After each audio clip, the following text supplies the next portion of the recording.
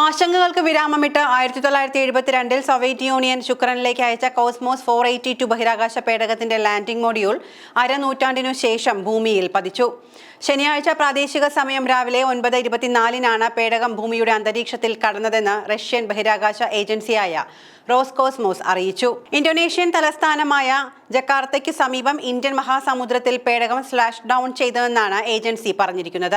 അതേസമയം പേടകം എവിടെയാണ് പതിച്ചത് എന്നതിനെ സംബന്ധിച്ച് അവ്യക്തതയുണ്ട് എന്ന് വിദഗ്ധർ ചൂണ്ടിക്കാട്ടുന്നു. സോവിയറ്റ് കാലഘട്ടത്തിന്റെ ബഹിരാകാശ പേടകം കോസ്മോസ് 482 ഭൂമിയിൽ തകർന്നു വീണതായി സ്ഥിരീകരിച്ചിരിക്കുകയാണ്. ഇപ്പോൾ 53 വർഷം പഴക്കമുള്ള ശീത യുദ്ധകാലത്തെ സോവിയറ്റ് ബഹിരാകാശ പേടകമാണ് ഭൂമിയിൽ പ്രവേശിച്ച ശേഷം കടലിൽ വീണത്.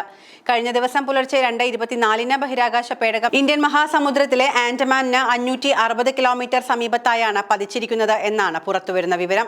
1972 വിക്ഷേപിച്ച പേടകം തകരാറിലാവുകയും 53 വർഷം ഭ്രമണപഥത്തിൽ തുടരുകയും ചെയ്തു. ദിവസങ്ങളോളം നീണ്ട ഊഹാപോഹങ്ങൾക്കാണ് മെയ് 10-ന് ഭൂമിയിൽ തകർന്നു വീണുവെന്ന റഷ്യയുടെ സ്ഥിരീകരണത്തോടുകൂടി അറുതി വന്നിരിക്കുന്നത്. ഇന്ത്യൻ മഹാസമുദ്രത്തിലെ മധ്യ ആൻഡമാൻ ദ്വീപിന് 560 കിലോമീറ്റർ പടിഞ്ഞാറ് ഭാഗത്തായിരുന്നു പേടകം വീണത്. ഭൂമിയിൽ കരയിൽ പതിച്ചേക്കാം എന്ന അഭ്യൂഹങ്ങൾ ധാരാളമായിരുന്നു. ഓട്ടോമേറ്റഡ് വാർണിംഗ് സിസ്റ്റം ബഹിരാകാശ പേടകം തിരിച്ചെത്തിയത് സ്ഥിരീകരിച്ചെന്ന് റോസ്കോസ്മോസ് പറഞ്ഞു. 1972 വിക്ഷേപിക്കപ്പെട്ട കോസ്മോസ് 482 500 കിലോയിൽ താഴെ ഭാരമുള്ളതായിരുന്നു. ശുക്രനിലേക്കുള്ള യാത്രാമധ്യേ തകരാറിലായി. ടൈമറുമായുള്ള പ്രശ്നത്തിന്റെ ഫലമായി എഞ്ചിൻ നേരത്തെ പ്രവർത്തനരഹിതമായി. പിന്നീട് അരനൂറ്റാണ്ടിലേറെ ഭൂമിയുടെ ഭ്രമണപഥത്തിൽ കുടുങ്ങി. ശുക്രനിലെ ത്വരണം, ഉയർന്ന മർദ്ദം, അതിശക്തമായ ചൂട് എന്നിവയെ ചെറുക്കുന്ന തരത്തിലാണ് പേടകം രൂപകൽപ്പന ചെയ്തിരുന്നത് എന്നതിനാൽ ഭൂമിയുടെ അന്തരീക്ഷത്തിൽ പ്രവേശിക്കുമ്പോൾ മിക്ക ബഹിരാകാശ വസ്തുക്കളും അതിജീവിക്കാൻ സാധ്യത കുറവാണ് എന്ന് ശാസ്ത്രജ്ഞർ പ്രവചിച്ചു. ഭൂമിയുടെ അന്തരീക്ഷത്തിലേക്ക് കടക്കുന്ന സമയത്ത് കാര്യമായൊന്നും സംഭവിച്ചില്ലെങ്കിൽ ലണ്ടനും തെക്കേ അമേരിക്കയുടെ കേപ്പ് ഹോണിനും ഇടയിൽ എവിടെയെങ്കിലും പേടകം പതിക്കാൻ സാധ്യതയുണ്ട് എന്നായിരുന്നു ശാസ്ത്രജ്ഞരുടെ കണക്കുകൂട്ടൽ.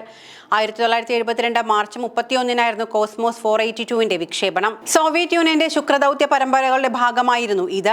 റോക്കറ്റിനുണ്ടായ തകരാറു കാരണം പല ഭാഗങ്ങളും മുൻപ് തന്നെ വേർപെട്ട ഭൂമിയിൽ പതിച്ചിരുന്നു.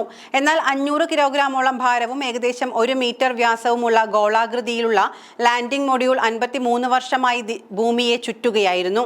കോസ്മോസ് 482-ന് സമാനമായി 1979 നാസയുടെ സ്കൈലാബിന്റെ വീഴ്ച ലോകത്തെ മുൾമുനയിൽ നിർത്തിയിരുന്നു.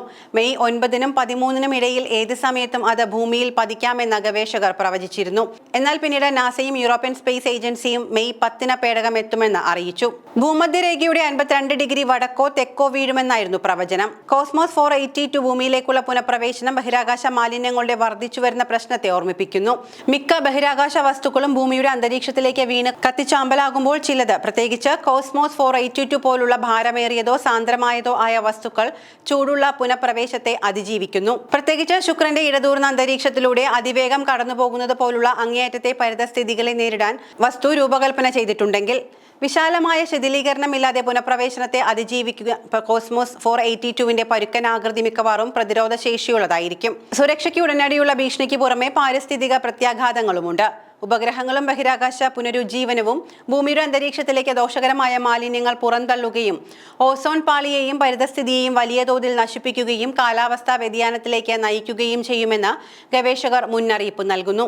ബഹിരാകാശ ഗതാഗതത്തിന്റെ അളവ് വർദ്ധിക്കുന്നതിനനുസരിച്ച് ബഹിരാകാശ അവശിഷ്ടങ്ങൾ കൈകാര്യം ചെയ്യുന്നതിലും അവയുടെ പാരിസ്ഥിതിക ആഘാതങ്ങൾ കുറയ്ക്കുന്നതിലും കൂടുതൽ പ്രധാനപ്പെട്ട ഒരു വിഷയമായി തന്നെ കണക്കാക്കേണ്ടിയിരിക്കുന്നു.